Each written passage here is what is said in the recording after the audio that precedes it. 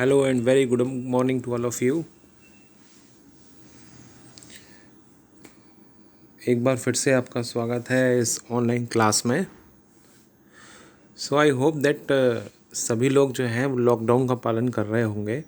कोई भी ऐसा नहीं है जो गवर्नमेंट ने रूल्स एंड रेगुलेशंस जो डिसाइड किए हैं उनको फॉलो कर रहा हो। Please for your safety, for the safety of your neighbours, for the safety of your family members, for the safety of the country, अपने घर के, परिवार के, खुद की सुरक्षा के लिए, आस पड़ोस की सुरक्षा के लिए और हमारे देश में जो पेंडेमिक आया है उसकी सुरक्षा के लिए भी, उससे सुरक्षा के लिए भी अपने घरों में रहिए।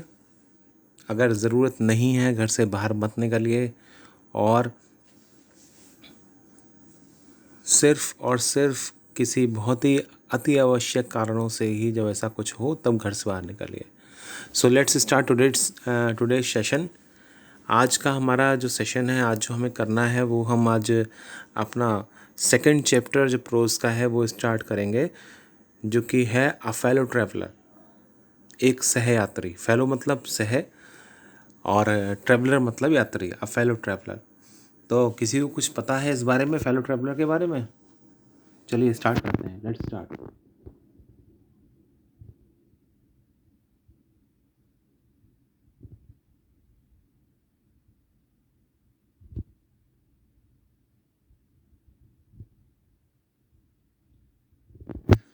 सो as you all know that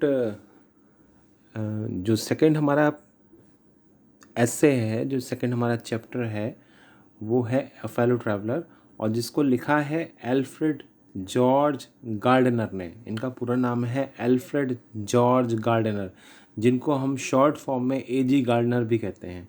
okay, so before moving towards our chapter, before giving you the summary of the first second chapter, sorry, दूसरे चैप्टर की समरी या स्टोरी शुरू करने से पहले हम राइटर के बारे में भी जान लेते हैं, क्योंकि राइटर के बारे में जानना बहुत ज़रूरी है।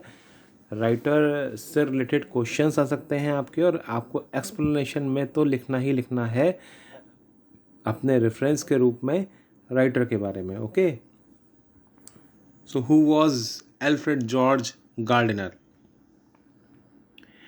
Alfred George Gardner was an English journalist, editor and author.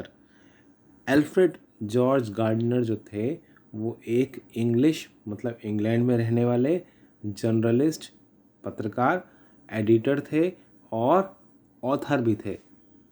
ठीक है, जर्नलिस्ट थे, एडिटर थे और ऑथर थे। His essays written under the pen name Alpha of the Plough are highly regarded. उनके ऐसे जो कि उन्होंने अपने एक उपनाम, पेन नेम मतलब उपनाम, अपने एक पेन नेम से लिखे थे। अपना रियल नेम उन्होंने यूज़ नहीं किया, अपना असली नाम उन्होंने यूज़ नहीं किया इन एसेज में। और जो उन्होंने पेन नेम जो यूज़ किया, जो उपनाम यूज़ किया, वो किया Alpha of the Plough are highly regarded. उनको बहुत पसंद किया गया। जो भी इन्होंने ऐसे लिखे अपने पेन नेम के अंडर में, अपने पेन नेम से, अपने उपनाम के थ्रू, वो उन्हें काफ़ी पसंद किया गया। He was also chairman of the National Anti Sweating League, an advocacy group which campaigned for a minimum wage in industry. He was also chairman, वो चेयरमैन भी थे। काहे के चेयरमैन थे? Of the National Anti Sweating League. एक National Anti Sweating League था England में, जो कि एडवोकेसी करता था, जो कि क्या कहते हैं, एडवोकेसी कहते हैं किसी का पक्ष लेने को, जो कि पक्ष लेता था किसका? Advocacy group which campaigned for a minimum wage in industry. जो इंडस्ट्रीज़ में, जो उद्योगों में एक कम से कम एक मजदूरी होनी चाहिए, उसके खिलाफ जो लोग आवाज़ उठा रहे थे, उनके पक्ष में ये एक लीग बना हुआ था, एक ग्रुप बना हुआ था, उसके चेयरमैन थे ये। ओके, मज़दूरों से रिलेटेड, मज़दूरों की वेजेस से रिलेटेड, मज़दूरों की तनख्वाह से रिलेटेड कि कम से कम इतनी तनख्वाह उनकी होनी चाहिए, इतना पारिश्रमिक उन्हें मिलना चाहिए, उससे रिलेटेड एक ग्रुप बना हुआ था और उस ग्रुप के ये एंटी स्वेटिंग लीग के नाम से वो ग्रुप था, उसके ये चेयरमैन थे। ओके, तो दिस इज़ ऑल अबाउट, मेरे ख्याल से काफ़ी है इतना जानना, इससे ज़्यादा आप लोगों को लिखना भी नहीं होगा आपके रेफरेंस में। आप खाली इतना भी लिख सकते हो कि this passage has been written by this passage has been taken from the essay A Fellow Traveler written by Alfred George Gardner or A.G. Gardner, who was an English journalist, editor and author। इतना भी काफ़ी है। और इसके बाद लिख सकते हो तो ये सेकेंड भी पैराग्राफ लिख देना, His essays written under the pen name Elf of the Flower highly regarded। बहुत है इतना, अगर इतना लिख दोगे तो आप काबिल बन जाओगे। So now we will start our essay, A Fellow Traveler। So let's have some basic knowledge of it। कुछ सामान्य इसके बारे में जानकारी हम लोग हासिल करते हैं इसकी स्टोरी शुरू करने से पहले कि फेलो ट्रैवलर है क्या। ये साइड में आप देखो एक बुक बनी हुई है, इसका नाम है leaves in the wind. Okay, ये एक बुक का नाम है, ये बुक बनी हुई है जिसका नाम है लीव्स इन द विंड। अब ये क्यों मैंने बनाई है वो देख लो। A Fellow Traveler is an essay written by A.G. Gardner। His renowned work include Prophet, Priest and Kings, Leaves in the Wind and The Life of George Cadbury। A Fellow Traveler जो है वो एक ऐसे है, वो लिखा गया है किसके द्वारा, A.G. गार्डनर के द्वारा, पहली सेंटेंस। दूसरे सेंटेंस में इसके अलावा जो इनका वर्क है अ फेलो ट्रैवलर, इसके अलावा भी उन्होंने और बहुत सारे वर्क्स उनके जो या फिर फेमस वर्क हैं A.G. गार्डनर के, वो कौन कौन से हैं, प्रॉफिट और प्रीस्ट एंड किंग्स और लीव्स इन द विंड और the life of George Cadbury. ये कुछ इनके फेमस वर्क हैं A.G. गार्डनर के। A.G. गार्डनर के कुछ फेमस वर्क हैं जिसमें आता है आपका the life of George Cadbury, leaves in the wind और priest and kings. Okay, A fellow traveler has been selected from his work Leaves in the Wind। बहुत इंपॉर्टेंट है, आप इसको अगर ऐड करोगे अपने उसमें एक्सप्लेनेशन में तो आपका एक्सप्लेनेशन बहुत अच्छा माना जाएगा। क्या है कि जो फेलो ट्रैवलर है वो इनकी book leaves in the wind से लिया गया है। लीव्स इन द विंड में बहुत सारे एसेज हैं, उन एसेज में से ही एक ऐसे है, कौन सा, अ फेलो ट्रैवलर, जिसके बारे में हम लोग अभी पढ़ने जा रहे हैं, right.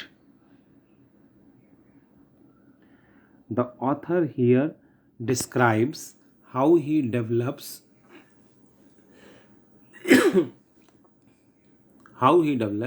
a feeling of affection for a mosquito regarding him, his fellow traveler,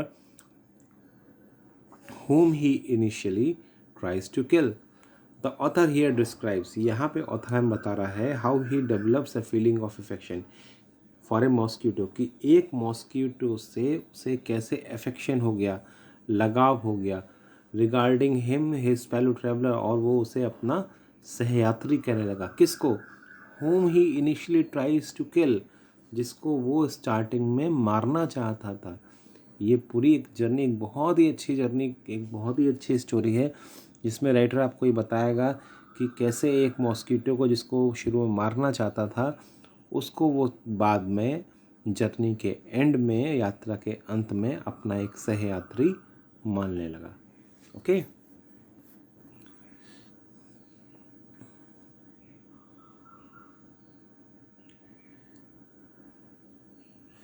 तो समरी हम स्टार्ट करते हैं। The essay begins in medias res और in the middle of the things. The writer is narrating his luxurious journey in a night train and it was the last from London to Midland town. In the beginning, the train was quite full, but as it was crossing the suburban areas of London and moving from far from them, the author thought that he was quite alone। देखिए, the ऐसे begins in medias race. ये medias race जो है ये एक phrase है, Latin phrase है, कई बार पूछा गया है। इन मीडियास रेस, इसका मैंने मीनिंग भी आगे लिख दिया है, in the middle of the things, बीच में से, शुरुआत से नहीं, एंड से नहीं, बल्कि बीच में से। कई चीज़ें, कई आपने मूवीज़ भी देखी होंगी, बहुत सारे ऐसे जो होते हैं फिल्म्स होती हैं, मूवीज़ होती हैं, सीरियल्स होते हैं, कहानियाँ होती हैं जो कि बीच में से शुरू होती हैं। बीच में से मतलब प्रेजेंट टाइम से, ठीक है, अभी से। और उसके बाद फिर जो ऑथर है, जो राइटर है, वो पीछे की घटनाएं सोचना शुरू करता है और फिर वहाँ से वो नरेट करना शुरू करता है, वहाँ से कहानियाँ शुरू करता है। ये जो क्या कहते हैं फेलो ट्रैवलर है, ये भी मीडिया स्ट्रेस यानी कि मिडिल ऑफ द थिंग्स से शुरू हुई है, बीच में से शुरू हुई है। और यहाँ पे राइटर जो है बैठा हुआ है, कह रहा है एक उसने सेंटेंस जहाँ से आपका ये जो इसका टेक्स्ट है जो शुरू हुआ है, वो कहता है कि I did not know who got into the train first. कौन जो है ट्रेन में पहले चढ़ा मुझे नहीं पता। अब यहाँ पे कौन से मतलब कौन है, कौन से मतलब है उसका फेलो ट्रैवलर। अभी वो फेलो ट्रैवलर के बारे में बताता नहीं है आपको कि कौन है उसका फेलो ट्रैवलर। वो कहता है लेकिन मुझे नहीं पता कि हम दोनों में से पहले ट्रेन में कौन चढ़ा, ठीक है। तो इस तरीके से बीच में से कहते हैं ट्रेन, बीच में से जो स्टोरी है वो शुरू होती है। उसके बाद वो नरेट करना शुरू करता है पूरी अपनी जर्नी को। The writer is narrating his luxurious journey in the night train and it was the last train from London to Midland town. Writer जो है नरेट सुनाना, नरेट मतलब सुनाना, नरेट करता है हिज लग्जरियस, अपनी बहुत ही आरामदायक जर्नी के बारे में सुनाना शुरू करता है, जो कि एक नाइट ट्रेन में है, जो कि एक रात्रि की ट्रेन में है। और ये जो ट्रेन थी वो आखिरी ट्रेन थी लंदन से मिडलैंड टाउन, एक जगह है इंग्लैंड में, मिडलैंड टाउन के लिए, लंदन से मिडलैंड टाउन जाने के लिए ये एक आखिरी ट्रेन थी जिसमें कि जो राइटर है वो जर्नी कर रहा है, सफ़र कर रहा है। In the beginning the train was quite full. शुरुआत में जो ट्रेन है ये काफ़ी भरी हुई थी, फुल थी, खाली नहीं थी। But as it was crossing the suburban areas of London and moving far from them, लेकिन जैसे जैसे ये इंग्लैंड के सब अर्बन एरियाज़ को, मतलब जो शहरी इलाके हैं या फिर जो तहसीलें हैं, उन्हें जैसे जैसे क्रॉस करती जा रही थी, and moving far from them, और उनसे दूर जाती जा रही थी, the author thought that he was quite alone. तो ऑथर को ऐसा लगा कि शायद वो अब ट्रेन में अकेला रह गया है। ओके, सारे पैसेंजर्स जो थे वो धीरे धीरे जैसे जैसे स्टेशंस आते गए अर्बन एरियाज़ के, वैसे वैसे वो सारे जो पैसेंजर्स थे वो उतरते गए। और अब ऑथर को ऐसा लग रहा था जैसे वो ट्रेन में अकेला बैठा हुआ है।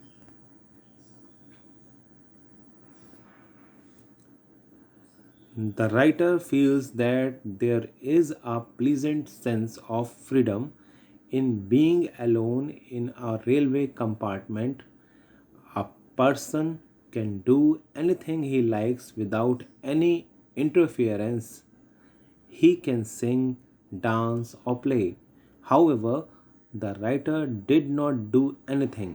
Instead, he put down his paper, stretched his limbs, and looked out of the window. देखिए, the writer feels that there is a pleasant sense of freedom in being alone in a railway compartment. Writer को ऐसा लगा कि railway compartment में अकेले सफ़र करना एक बहुत ही अच्छा, एक बहुत ही फ्रीडम वाला सेंस जो है उसे दे रहा है, एक आज़ादी का अनुभव उसे करा रहा है, एक बहुत ही अच्छा अनुभव, आज़ादी का अनुभव उसे करा रहा है। A person can do anything he likes without any interference. एक आदमी अगर ट्रेन के कंपार्टमेंट में अकेला है तो वो कुछ भी कर सकता है, कहीं भी सो सकता है, कहीं भी बैठ सकता है, चाहे वो बाहर